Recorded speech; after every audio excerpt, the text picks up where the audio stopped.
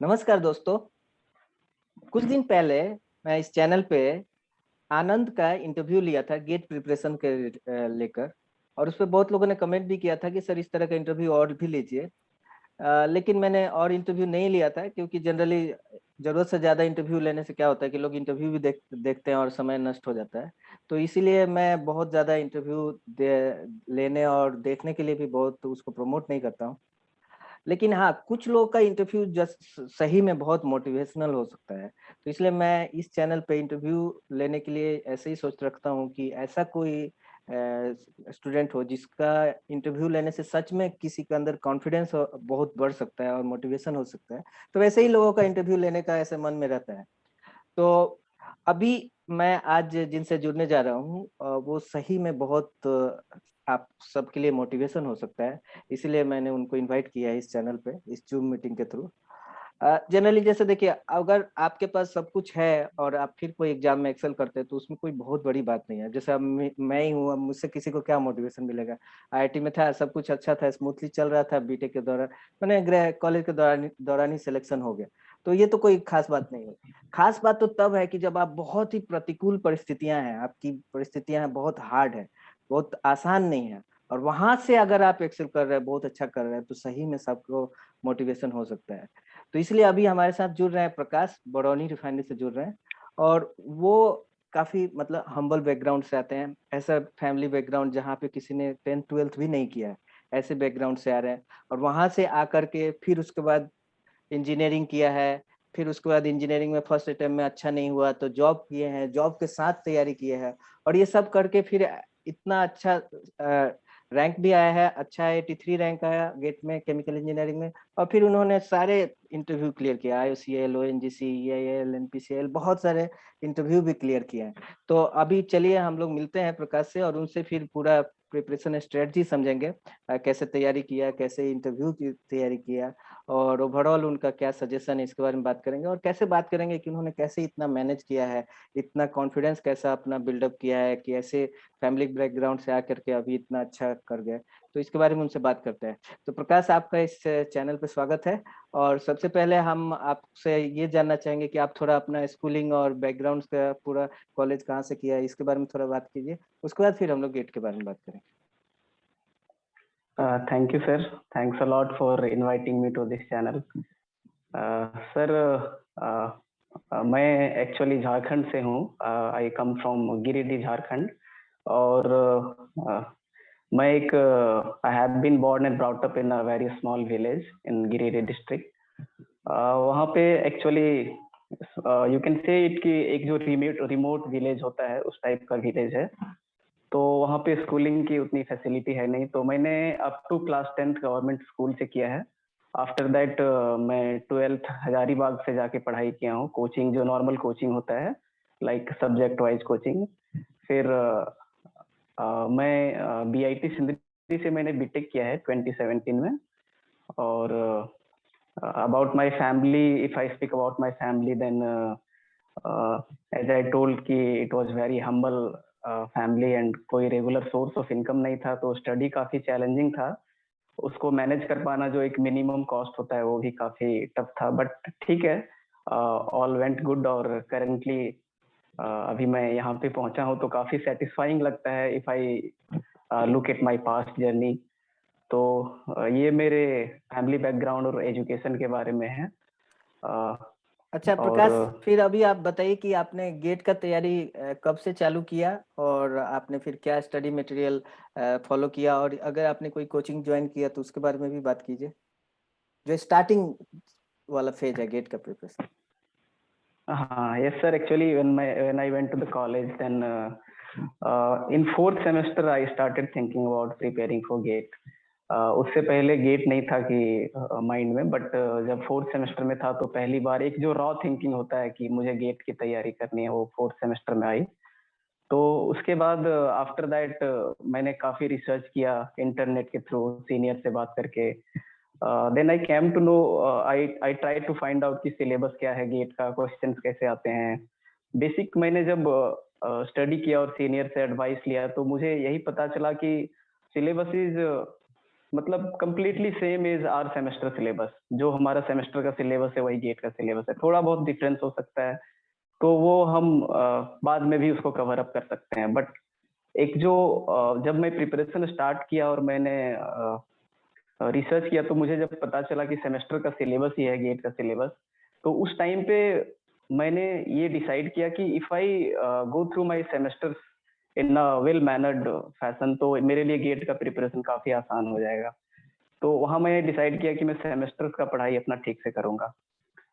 Then fourth semester में था तो मैंने स्टैंडर्ड बुक सेलेक्ट किए लाइक फॉर मैं दो बुक रखता था, एक नॉर्मल बुक जो मुझे अच्छी लगती थी पढ़ाई के लिए वो, और एक अदर रेफरेंस बुक रखता था। अगर मुझे पहले बुक से कुछ डाउट हुआ तो उसे रेफरेंस बुक से मैं क्लियर करने का कोशिश करता था वो डाउट। तो मैंने सारे सब्जेक्ट्स के रेफरेंस बुक उठाए और उसको लाइन बाय लाइन पढ़ा और उसको अपना नोट्स उससे अपना नोट्स मैंने लिया, उसको अपने नोट्स में कन्वर्ट किया। उसमें जो मुझे कुछ डाउट आया उसे मैं रेफरेंस बुक से लिया। अपार्ट फ्रॉम दैट मैंने एनपीटीईएल के लेक्चर्स काफी देखे थे, क्योंकि उस टाइम वहाँ पे कॉलेज में मतलब उतने अच्छे प्रोफेसर तो नहीं थे कि ठीक है सारा कुछ क्लियर हो जाए। तो एनपीटीईएल के लेक्चर्स मैंने काफी देखे थे। हीट ट्रांसफर का लेक्चर एनपीटीईएल का मैं आईआईटी गुवाहाटी का एक प्रोफेसर था, अभी नाम याद नहीं आ रहा है, उनका देखा था। फ्लूइड मैकेनिक्स मास ट्रांसफर के लिए मैंने आईआईटी खड़गपुर के एनपीटीईएल लेक्चर्स देखे थे। तो इनिशियली हमारा ये प्रिपरेशन का जो इनिशियल फेज था ऐसे आगे बढ़ा। रेफरेंस बुक लिया और एक अदर बुक लिया जो अगर किसी रेफरेंस बुक से डाउट हुआ तो उसको रेफर किया। मैंने उसको अपने नोट्स में कन्वर्ट किया और उससे जो डाउट हुआ उसके लिए एनपीटीईएल का लेक्चर्स देखा। नहीं, तो ये मेरा इनिशियल मास ट्रांसफर के लिए आईआईटी खड़गपुर या आईआईटी कानपुर?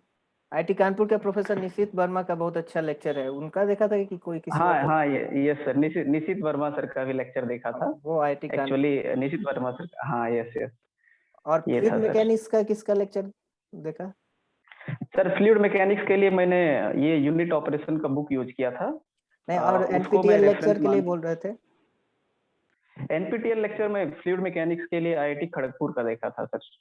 प्रोफेसर का नाम अभी मैं रिकॉल नहीं कर प्रोफेसर पा रहा हूँ मैं। प्रोफेसर वी शंकर का आईआईटी कानपुर का फ्लूइड मैकेनिक्स का देखा था, वो बहुत अच्छा था। तो कहीं तुम उसी की बात तो खड़गपुर से हाँ नहीं बोल रहे हो? नहीं नहीं सर ये तो नाम नहीं था, मैं अच्छा। खड़गपुर का एक लेक्चर देखा था। वैसे सर एनपीटीईएल के सारे लेक्चर्स मतलब अच्छे क्वालिटी के ही होते हैं, तो वैसा ठीक है कुछ बहुत स्टैंड आउट करते हैं but most of the lectures बहुत अच्छे होते हैं। तो ये था सर हमारा इनिशियली इस टाइप से प्रिपरेशन स्टार्ट हुआ। मैं जब सेवेंथ सेमेस्टर में था देन मैंने अपना प्रिपरेशन लेवल एसेस किया। मैं पास्ट ईयर्स क्वेश्चन पे सॉल्व किया और सारा कुछ एनालिसिस करने के बाद मुझे लगा कि ठीक है थोड़ा इसमें और इम्प्रूवमेंट का जरूरत है। तो मैंने एक कोलकाता में वानी इंस्टीट्यूट करके कोचिंग है वहाँ पे वीकेंड क्लासेस ज्वाइन किया था। लाइक मैं सैटरडे संडे को जाता था सिंदरी से और वहाँ से क्लास करके वापस आता था। तो ये अराउंड 4 to 5 मंथ्स का एक जो क्रैश कोर्स टाइप का होता है उस टाइप की कोचिंग थी। ठीक है उसने मुझे काफी हेल्प किया। वहाँ पे एक सर थे actually Ishwar Rao sir, one of the best faculty वो थे। उनके थ्रू मुझे काफी हेल्प मिली थी वहाँ पे। रेस्ट और सारे फैकल्टी उतने स्टैंडर्ड और उतने अच्छे नहीं थे, बट ठीक है ये एक कोचिंग के बारे में अगर आप मुझे पूछे तो ये था।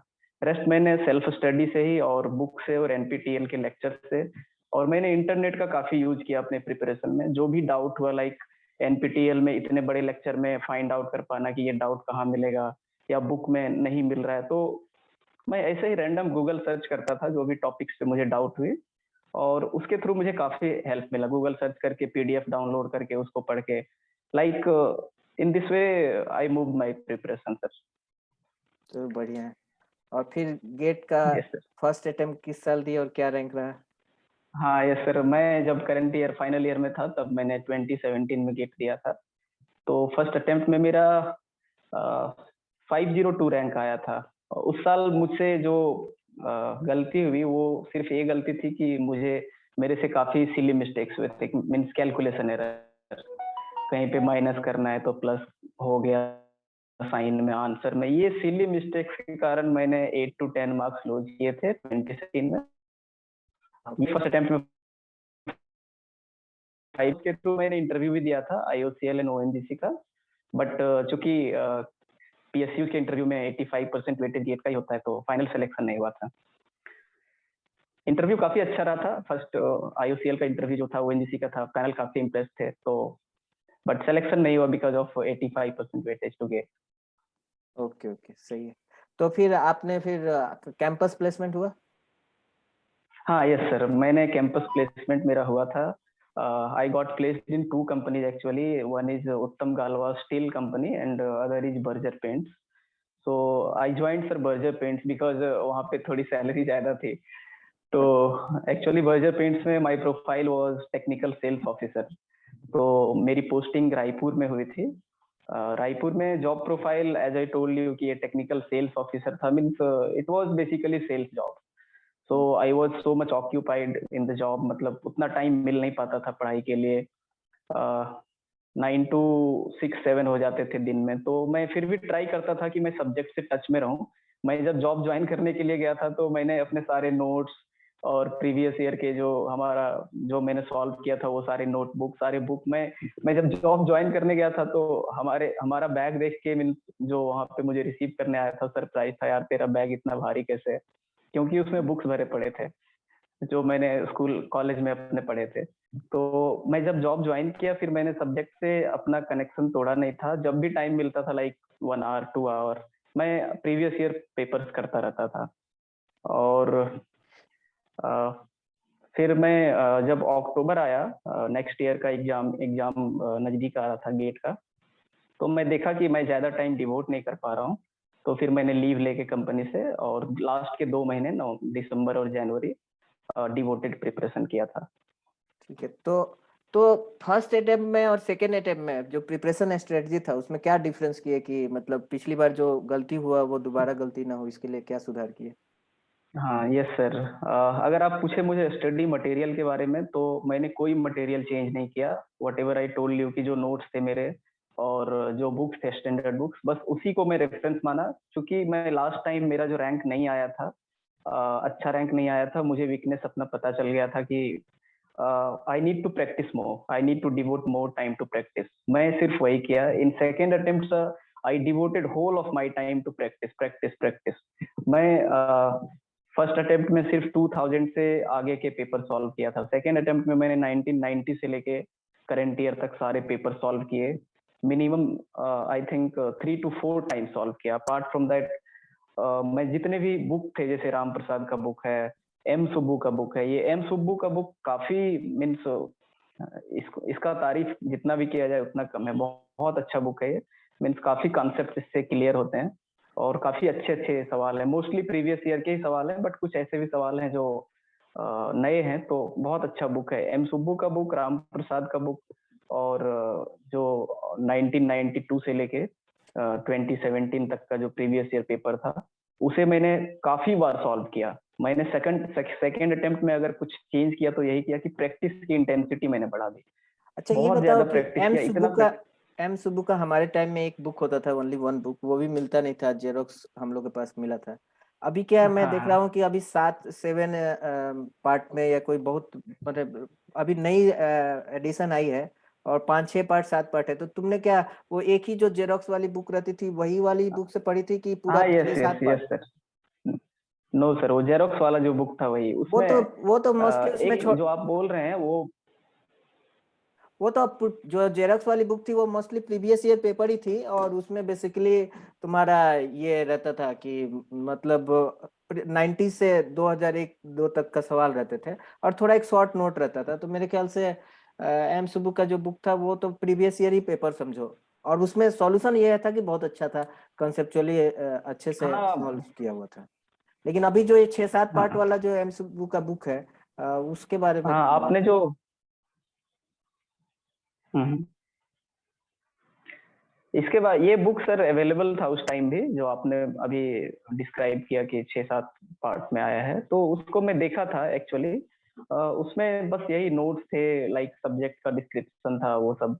तो मुझे उतना फैसिनेट वो किया नहीं था, मुझे मेरा नोट्स और अपना जो मटेरियल था वो सफिशियंट लगा था, तो मैंने उसको रेफर नहीं किया। ये जो क्वेश्चन वाला जो प्रीवियस ईयर क्वेश्चन वाला बुक था ये काफी सही था, तो उसी को मैं रेफर किया था। तो तुम्हारे टाइम में जो प्रीवियस ईयर पेपर था वो मेरे टाइम में तो हार्डली 2001 तक का ही था, उसके बाद वो अपडेट नहीं हुआ था। तुम्हारे टाइम में वो पूरा 2020 18 तक अपडेटेड था?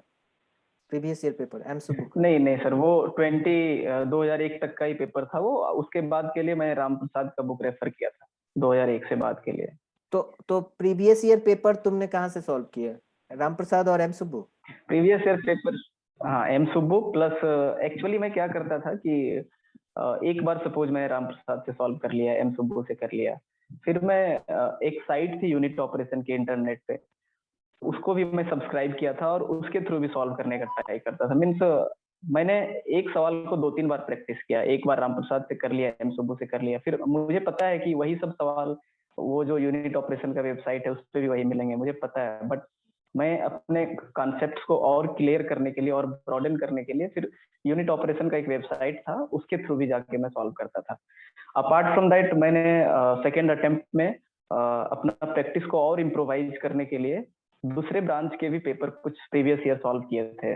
लाइक मैकेनिकल का हीट ट्रांसफर हो गया, फ्लूइड मैकेनिक्स हो गया, सिविल का। तो इसके लिए मैं 1-2 वेबसाइट का सब्सक्रिप्शन ले लिया था, लाइक टेक्स्ट बुक हो गया, ग्रेड अप हो गया, ये सब में जाके अदर ब्रांच के जो प्रीवियस ईयर के पेपर थे अपना कॉन्फिडेंस को और हाई करने के लिए मैं सॉल्व किया था। मैथ्स का पेपर ब्रांच का रिसोर्स को यूज करके, तो ये कर मुझे लगा यार मैं अपना तो सॉल्व कर ही पा रहा हूँ, दूसरे ब्रांच का भी सॉल्व कर पा रहा हूँ। मेरा कॉन्फिडेंस काफी हाई हो गया था सेकेंड अटेम्प्ट से पहले, like 5 to 10 days before. First attempt में मैं सब कुछ जानता था, सारे कंसेप्ट थे मेरे पास, बस कॉन्फिडेंस नहीं थी। सेकेंड अटेम्प्ट और फर्स्ट अटेम्प्ट में मेरा यही डिफरेंस था कि प्रैक्टिस से मैंने अपने कॉन्फिडेंस को काफी ऊपर कर लिया था। अच्छा, और तुम कोई टेस्ट सीरीज ज्वाइन किए थे क्या? हाँ ये सर, मैंने टेस्ट सीरीज ज्वाइन किया था। एक तो कोचिंग जो बताया मैं, वन इंस्टीट्यूट, उसका एक छोटा सा टेस्ट सीरीज था, वो फ्री में मिल गया था। इसके अलावा मैं 2 टेस्ट सीरीज और लिया था, EII का और गेट टेस्ट हाउस का। तो मुझे ये दोनों टेस्ट सीरीज जो है, वन इंस्टीट्यूट और EII, ये दोनों में वैसा कुछ स्टैंडर्ड लगा नहीं, सब प्रीवियस ईयर के ही पेपर क्वेश्चंस रहते थे, लाइक 40%। अपार्ट फ्रॉम दैट जो कुछ नए क्वेश्चन अगर वो ऐड करते थे तो वो काफी वेग हुआ करता था, हमारे सिलेबस से काफी अलग हुआ करता था, वैसे सवाल आते नहीं है। तो अगर लिटरली स्पीकिंग मैंने ज्यादा टेस्ट दिए नहीं। जब भी मैं टेस्ट देता था तो मेरा फोकस होता था कि मार्क्स काउंट नहीं करना कि मैं कितने मार्क्स ला पा रहा हूँ, क्योंकि मुझे पता था वो टेस्ट जो है गेट के सिलेबस के अकॉर्डिंग डिजाइन नहीं है।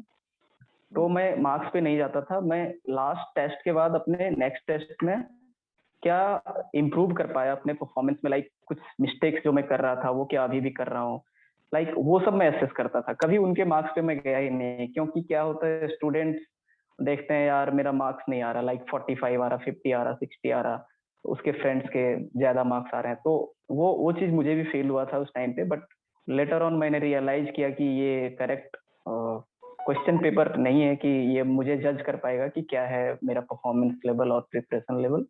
तो मैं टेस्ट सीरीज को सर बस एक अपना टूल यूज करता था कि मेरा कैलकुलेशन सही हो जाए, मुझे हैबिट हो जाए कि 3 घंटे में पेपर को कैसे अप्रोच करना है, किस टाइप से किस टाइप के क्वेश्चन पहले करने हैं, फिर बाद में क्या करना है, इसके लिए यूज करता था। और मैं real test series sir, actually previous year paper जो मैं बताया उसको मैं टेस्ट फॉर्म में सॉल्व करता था अपने रूम पे ही। लाइक मैं स्टॉप वॉच यूज करके, लाइक 3 आवर का वॉच वो टाइम लगा के प्रीवियस ईयर के पेपर उसको मैं इन टेस्ट फॉर्मेट अपने रूम पे सॉल्व करता था, उसी से मुझे रियल बेनिफिट हुआ है। टेस्ट सीरीज से I didn't got that much benefited, but yes previous year paper से ही मुझे सर वो हुआ है। ये बताओ कि ये जो तुमने बोला कि बहुत सारा इंटरनेट सर्च भी करते थे, तो आजकल तो यूट्यूब पे भी बहुत सारे वीडियो पड़े हुए हैं, बहुत लोगों ने केमिकल इंजीनियरिंग के वीडियोस डाल रखे हैं, और एनपीटीईएल का तो खैर है ही, तो यूट्यूब का वीडियो या कोई चैनल तुम यूज किए, वो बताओ। Sir literally speaking I didn't use any YouTube channel, क्योंकि कुछ डाउट्स अगर कुछ स्पेसिफिक होता था, लाइक कोई सब्जेक्ट में किसी स्पेसिफिक टॉपिक में डाउट है, मुझे क्लियर नहीं हो पा रहा है, तो उसको कभी कभार सर्च कर लिया।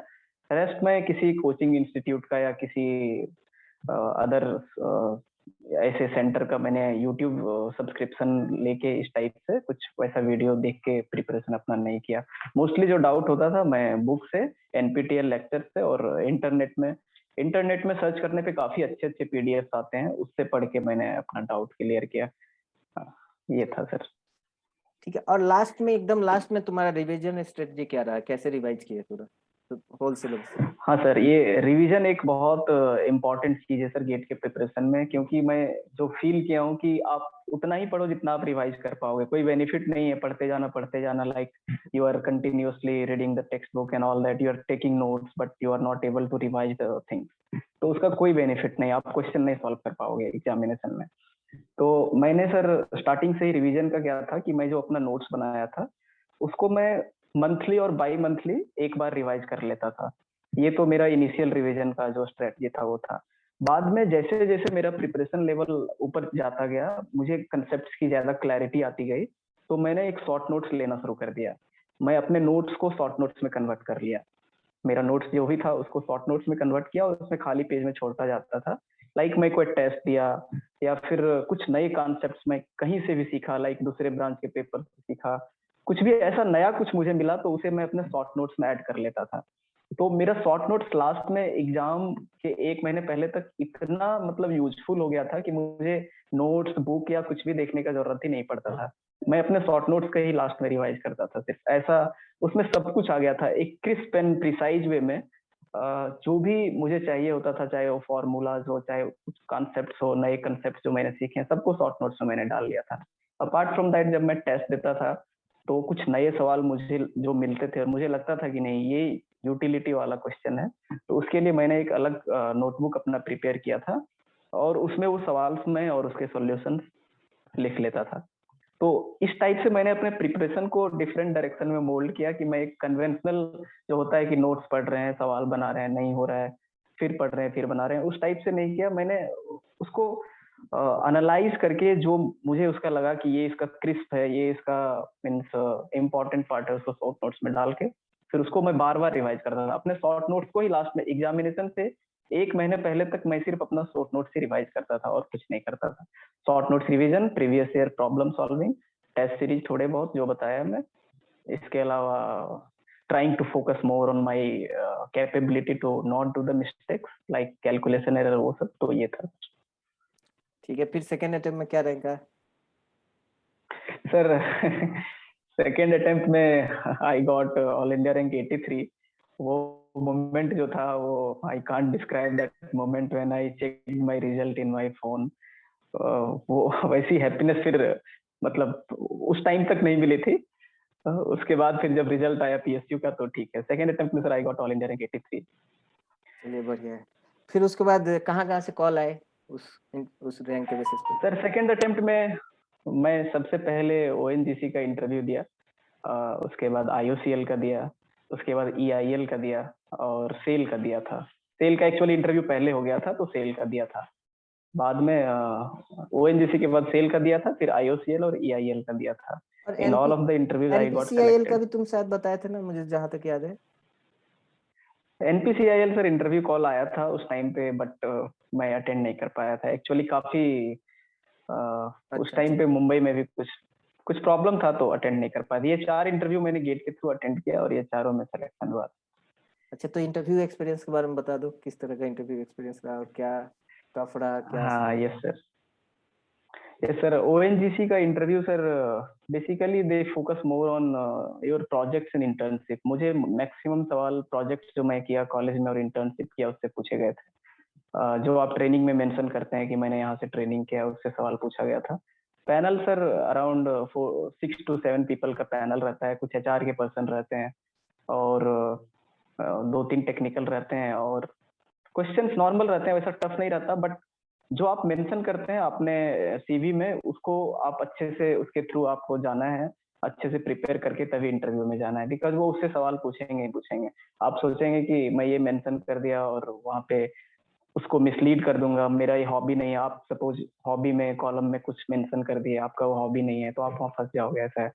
तो वो पूछ लेते हैं। तो be try to be the genuine in interview, don't try to fake them because they are the experience people, they will find you that you are faking. So try to be the genuine people what you are. If you mention the things correctly तो वो आपको उसी से सवाल पूछेंगे और फिर आप इजीली आंसर कर पाएंगे। तो ओएनजीसी का इंटरव्यू काफी मतलब आसान हुआ था। लाइक वैसा कुछ था नहीं, नॉर्मल सवाल पूछे गए थे। मेरे ट्रेनिंग से, मैंने आईओसीएल बरौनी में ही ट्रेनिंग किया था तो इसी से सवाल पूछे गए थे और प्रोजेक्ट जो मेरा था उससे सवाल पूछा गया था।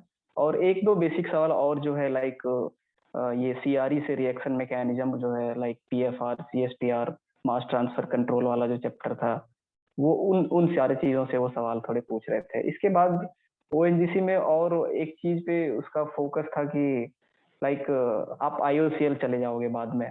बार बार मुझसे ये सवाल पूछ रहे थे, पता नहीं क्यों कि what is the guarantee that you will stay in ONGC. आप क्या वो जानना चाह रहे थे ओएनजीसी का कल्चर क्या है, हम मुझे पता है कि नहीं, बहुत सारी चीजें पूछ रहे थे मुझसे कि ओएनजीसी के बारे में क्या जानते हो, क्या जॉब प्रोफाइल है। वो एक्चुअली मुझे अक्वेंटेंट कराना चाह रहे थे कि ओएनजीसी का जॉब प्रोफाइल ये है, आपको पसंद है या नहीं पसंद है। तो उस टाइप से वो सवाल पूछ रहे थे। एचआर सवाल भी पूछे गए थे लाइक क्या आपके नॉर्मल जो हर इंटरव्यू में पूछे जाते हैं, क्या एक्सपेक्टेशंस है, क्या आगे देख रहे हो। ये आईओसीएल का इंटरव्यू सर थोड़ा अच्छा हुआ था। आईओसीएल का इंटरव्यू में भी वोकेशनल ट्रेनिंग से सवाल पूछा गया था। अपार्ट फ्रॉम दैट इसमें थोड़ा टेक्निकल सवाल मुझसे ज्यादा पूछा गया था, लाइक पंप से रिलेटेड काफी सवाल पूछे गए थे। पंप हो गया और ये साइकिल जो है थर्मोडायनेमिक्स में कार्नोट एंड रेफ्रिजरेशन, ये सबसे सवाल पूछे गए थे। तो इंटरव्यू में वैसा कोई टफ सवाल नहीं पूछा गया था, क्योंकि मुझे जो फील हुआ the people who are interviewing me they were the industrial person. तो वो अपने इंडस्ट्रियल एक्सपीरियंस से ही सारे सवाल पूछ रहे थे, कॉन्सेप्ट्स कुछ नहीं पूछ रहे थे लाइक ये कर देंगे तो क्या होगा, पंप मैंने यहाँ लगाया, यहाँ पे डिस्प्लेस करना है, ये एनर्जी चाहिए, काफी सिचुएशन दे रहे थे। तो पंप पे उनका बहुत ज्यादा फोकस था। इसके अलावा जीडीजीटी में sir, GDGT is something like if you are confident in GDGT then you will perform good, you are going to get good marks।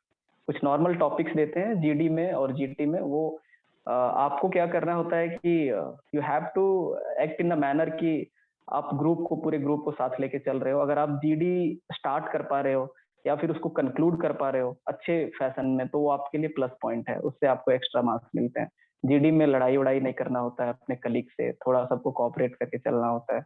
तो मेरा काफी अच्छा गया था जीडी भी, और ग्रुप टास्क भी काफी अच्छा गया था। तो वो इंटरव्यू देने के बाद मुझे पता था कि इसमें सिलेक्शन हो जाएगा। मुझे कमेंट भी मिला था आईओसीएल के जो पैनल थे उससे कि यू परफॉर्म गुड, इस टाइप का। और ईआईएल सर काफी टेक्निकल इंटरव्यू हुआ था, उसमें एचआर सवाल कुछ भी नहीं पूछे गए थे, सारे टेक्निकल सवाल काफी लाइक डिजाइन से, डिस्टिलेशन कॉलम का ऑपरेटिंग प्रेशर क्या होता है, किसको बोलते हैं, ये चेंज करेंगे तो क्या होगा, रीबॉयलर क्या होता है, मीन्स कैसे डिजाइन करते हैं, नंबर ऑफ ट्रे कैसे सेलेक्ट करते हैं।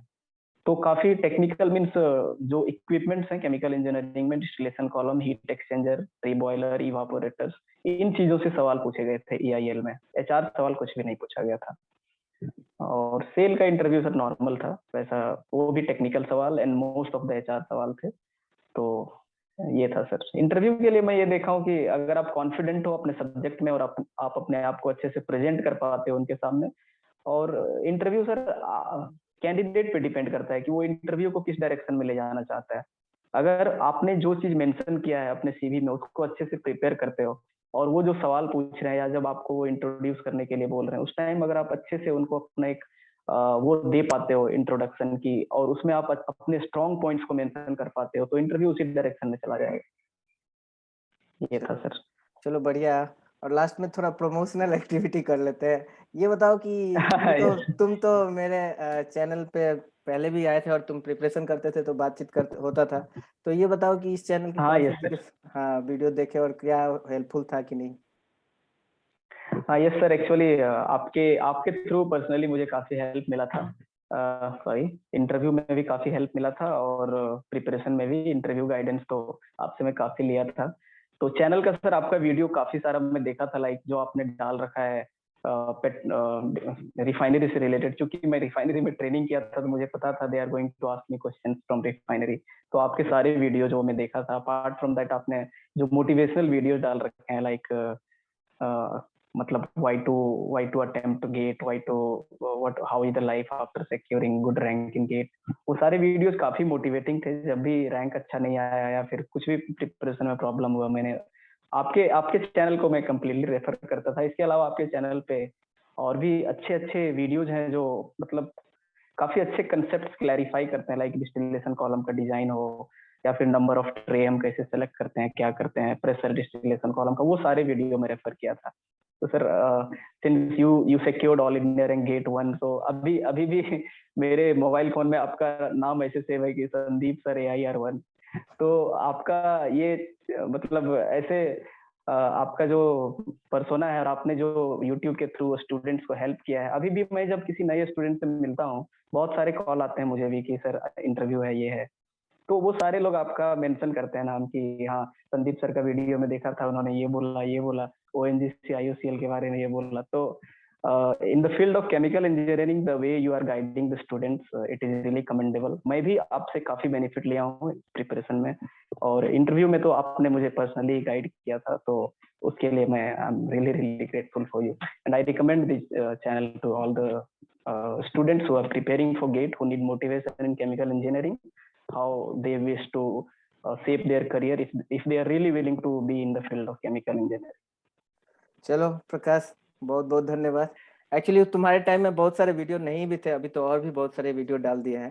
तो हाँ, एनीवे अभी मैं हालांकि कल भी जरूर है मैं कि देख रहा था आपका, हाँ जी बोलो।